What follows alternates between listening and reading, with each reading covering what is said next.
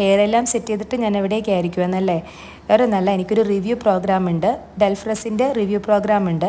Hair set ചെയ്ത ദിവസം ഒന്നും തന്നെ നടന്നില്ല. ആ ദിവസം ഒന്നും ചെയ്യാൻ പറ്റിയില്ല.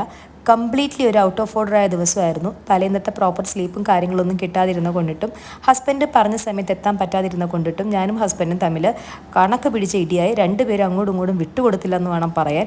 ഇടിയെന്ന് പറഞ്ഞിട്ടുണ്ടെങ്കിൽ മൂന്നാം ദിവസം തല്ലിപ്പിരിയും എന്നുള്ള ദിവസം, മൂന്നാം ദിവസമല്ല ദിവസം തല്ലിപ്പിരിയും എന്നുള്ളൊരു ദിവസമായി. ഹസ്ബൻഡും കുട്ടികളും വീട് വിട്ടിറങ്ങിപ്പോയി കുറേ നേരത്തേക്ക്. എനിക്കതൊന്നും പ്രശ്നമായിരുന്നില്ല, കാരണം എൻ്റെ മൈൻഡ് അത്ര അധികം ഡള്ളായിരുന്നു. നമുക്ക് ഒരുപാട് ഇഷ്യൂസ് ഉള്ളപ്പോൾ നമ്മളെ മനസ്സിലാക്കണം നമ്മുടെ സറൗണ്ടിങ്സിലുള്ളവർ, അല്ലാതെ നമ്മളെ പിന്നെയും പിന്നെയും ഇറിറ്റേറ്റ് ചെയ്തിട്ടുണ്ടെങ്കിൽ എങ്ങനെ ഇരിക്കും? അതായിരുന്നു എൻ്റെ ഒരു അവസ്ഥ. ഞാനപ്പോൾ അവിടുത്തെ ലേഡീനെ വിളിച്ച് പറഞ്ഞു എനിക്ക് വരാൻ പറ്റത്തില്ല ചേച്ചി എന്ന് പറഞ്ഞപ്പോൾ അവർ വളരെ സന്തോഷത്തോടെ തന്നെ അക്സെപ്റ്റ് ചെയ്തു കേട്ടോ. എനിക്കൊരു പിന്നെയും നെക്സ്റ്റ് ഡേ എനിക്കൊരു ഓഫർ വീണ്ടും വന്നു, സെയിം തന്നെ ചെയ്തോളൂ, കുഴപ്പമില്ല, എന്തെങ്കിലും ഇഷ്യൂസ് ഉണ്ടെങ്കിൽ പ്രശ്നമൊന്നുമില്ല, നെക്സ്റ്റ് ഡേ വന്ന് ചെയ്ത് തരണം എന്ന് പറഞ്ഞു. അപ്പം തേഴ്സ്ഡേ ആയിരുന്നു പറഞ്ഞത്, പക്ഷേ ഞാൻ ഫ്രൈഡേ ചെന്നിട്ട് ചെയ്തു കൊടുത്തു. നേരത്തെ തന്നെ ചെയ്തു പോയി, ഞാൻ ചെന്ന് ചെയ്ത് കൊടുത്തു ആ റിവ്യൂ പ്രോഗ്രാം. ഡെൽഫ്രസ് പൂക്കാട്ടുപടി ബ്രാഞ്ചിൻ്റെ ഞാനാണ് റിവ്യൂ ചെയ്തത്. ഓണം റിലേറ്റഡ് ആയിട്ടുള്ള റിവ്യൂ വീഡിയോ ആയിരുന്നു.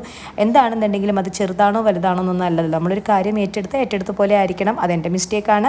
അതുപോലെ തന്നെ ഹസ്ബൻഡും ഞാനും, അതായത് തലേന്നൊക്കെ ഞങ്ങൾക്ക് പ്രോപ്പർ സ്ലീപ്പ്, അതായത് കുട്ടികളടക്കം ഞങ്ങൾ ഉറങ്ങാതിരുന്നുകൊണ്ടിട്ട് സംഭവിച്ച പ്രശ്നമാണ് കേട്ടോ ഇത്. എനിക്കാണെങ്കിൽ ഈ ഉറങ്ങിയില്ല എന്നുണ്ടെങ്കിൽ ഉണ്ടല്ലോ, എനിക്ക് ഭൂതപ്രേത പിശാചികളൊക്കെ എന്നെ വട്ടം കുച്ചുറ്റിയ പോലെയാണ് കേട്ടോ. എനിക്ക് എത്ര വന്നാലും എനിക്കതുകൊണ്ട് നൈറ്റ് ഷിഫ്റ്റും കാര്യങ്ങളൊന്നും എനിക്ക് എടുക്കാൻ പറ്റത്തില്ല. എനിക്ക് പ്രോപ്പർ സ്ലീപ്പ് കിട്ടിയില്ലെങ്കിൽ എൻ്റെ ആകെ പ്രശ്നമാവും. അതുകൊണ്ടിട്ട് ഞാൻ വിചാരിച്ചു എനിക്ക് ഈ ഓഫർ പോയെന്ന് കരുതി. പക്ഷേ അത് നെക്സ്റ്റ് ഡേ വന്ന് ചെയ്തോ കുഴപ്പമില്ല എന്ന് പറഞ്ഞുകൊണ്ട് സാരില്ല.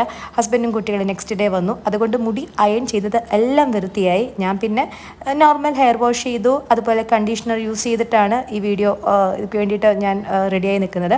പിന്നെ ഈ ഡ്രസ്സിൻ്റെ കാര്യമായിരുന്നു കേട്ടോ ഞാൻ കഴിഞ്ഞ ദിവസം പറഞ്ഞത്. ഓണം പ്രമാണിച്ചെടുത്ത ഡ്രസ്സൊന്നുമല്ല, ഞാനൊരു 5-6 വർഷം മുന്നേ ഉള്ളതാണ്. ഞാനൊരു പുനെ കല്യാണത്തിന് അറ്റൻഡ് ചെയ്യാൻ പോയപ്പോൾ എടുത്തൊരു ഡ്രസ്സാണ്. എനിക്കിൻ്റെ വർക്കുള്ള ചുരിദാറും കാര്യങ്ങളൊക്കെ വളരെ കുറവാണ്. അപ്പോൾ ഓണത്തിനാകുമ്പോൾ കുറച്ചും കൂടെ അട്രാക്റ്റീവ് ആയിക്കൊള്ളട്ടെ എന്ന് കരുതിയിട്ടാണ് ഞാൻ ഈ ചുരിദാർ എടുത്തത്. ഇങ്ങനെയുള്ള ഇവൻറ്റിനൊക്കെയാണ് ഇങ്ങനത്തെ ചുരിദാർ ഞാൻ യൂസ് ചെയ്യുന്നത്. അപ്പോൾ എല്ലാവരും സപ്പോർട്ട് ചെയ്യുക. Thanks for subscribe.